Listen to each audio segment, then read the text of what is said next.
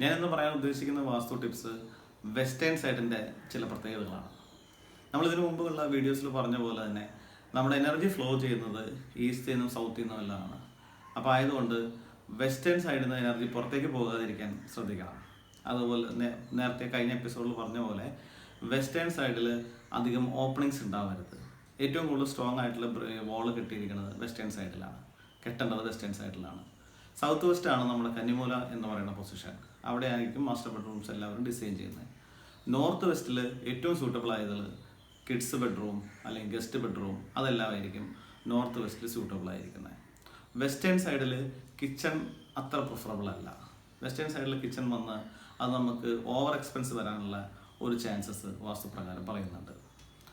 Underground water ടാങ്കുകളോ അല്ലെങ്കിൽ water സോഴ്സോ അത് swimming പൂളുകൾ ഇതെല്ലാം വെസ്റ്റേൺ സൈഡിൽ പ്രിഫറബിൾ അല്ല.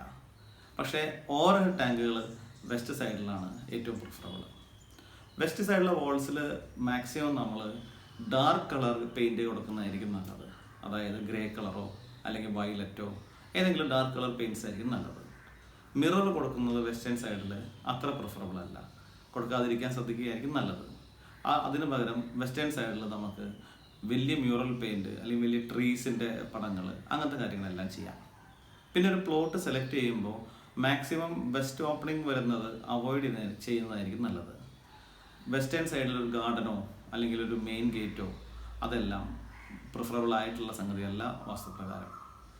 ഇതാണ് മെയിനായിട്ട് വെസ്റ്റേൺ സൈഡിനെ കുറിച്ച് ചെറിയ കുറച്ച് ടിപ്സ് എനിക്ക് തരാനുള്ളത്. Thank you.